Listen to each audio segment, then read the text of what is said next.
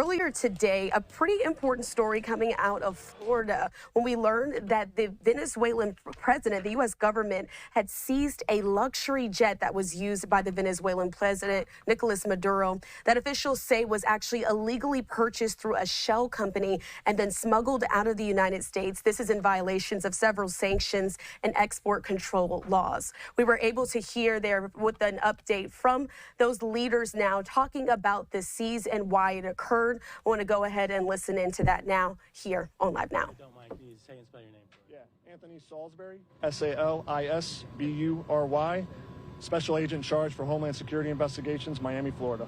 So tell us what happened. What have we seen behind you here? So today we've seized a Venezuelan-owned aircraft predominantly used by Venezuelan President Nicolás Maduro in violation of U.S. sanctions and other matters that we're looking at into the aircraft. What does that mean? So today we seized the aircraft in violation of U.S. sanctions against Venezuela by the United States government. Are you able to explain kind of what the sanctions were? So it's the ongoing existing sanctions that OFAC has levied against Venezuela for years now. And explain OFAC. OFAC is the Office of Financial Asset Control, so they designate certain host countries who are sanctioned, not allowed to have U.S. business, U.S. parts, or U.S. origin parts, stuff like that. So Venezuela has been heavily sanctioned by the U.S. government. How did this happen? So from what I understand, the plane was in the Dominican Republic?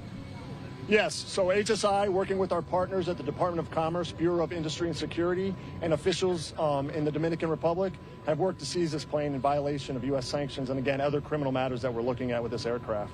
How did that happen? I mean, did agents go down there and board the plane and take off, or how did? So, yeah, HSI has a global footprint. We have an office in the Dominican Republic. We work side by side all over the world with officials, including officials in the DR. So, yeah, HSI will use its global footprint to enforce its criminal priorities all over the world. Did this happen that you got wind that, hey, his plane is coming to the Dominican Republic? That's a place where we can see? Yeah, so again, HSI Miami's got long-standing investigations in the Maduro regime going back years. We've seized over two... Sir, start that one again. Start that one again. Ask me that question again, sir. I forgot. I forgot what the question was.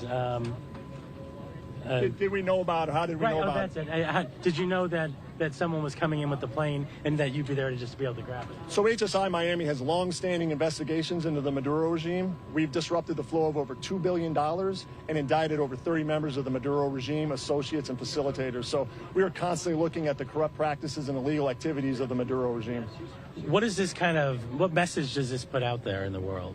It says that HSI and its partners have the global reach to impact anyone, including... Sorry, ask me that again. What message does this send out there? It says that HSI Miami, HSI on the whole, and its partners have the expertise, the global reach, and the partnerships to impact anyone, including heads of state who think they're untouchable. What was this plane used for? Kind of talk about where it's been, what it's been used for. Yeah, so this plane was predominantly utilized by Nicolás Maduro, numerous state visits. It's traveled to numerous countries on state visits with Nicolás Maduro. It's been utilized for a lot of official business for the Venezuelan government. And given the current climate right now with Venezuela, what is the message that you're sending to the Venezuelan government? So again, that the United States, and particularly HSI and its partners, will continue to investigate the corrupt practices of any regime anywhere in the world, including Venezuela.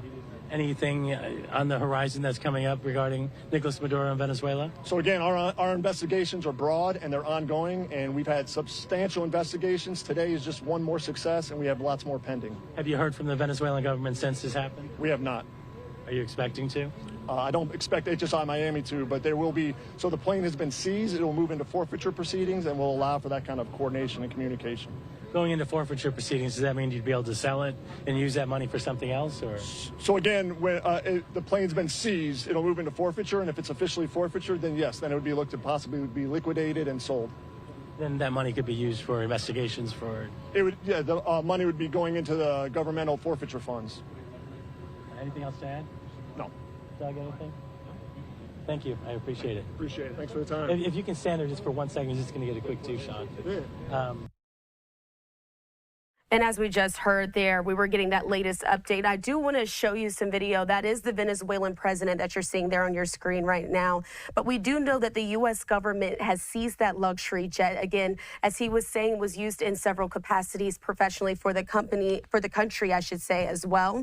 The U.S. government, though, is saying that it was illegally purchased through a shell company and then smuggled out of the United States in violation of the sanctions and export control laws. The plane was transported to Fort Lauderdale, Florida earlier this morning after, as you heard there, it was seized in the Dominican Republic. The plane, though, which is believed to be a Falcon 900, is described as an equivalent to Air Force One, worth roughly $13 million. The special agent there in charge for Homeland Security investigations says that the plane, again, was seized because of that violation of U.S. export and control and sanction laws. Certainly something we'll continue to follow. Of course, we know that Venezuela has been in the media for several reasons. Of course, with that election just heating up a few weeks ago. So we're going to continue to follow that here on Live Now.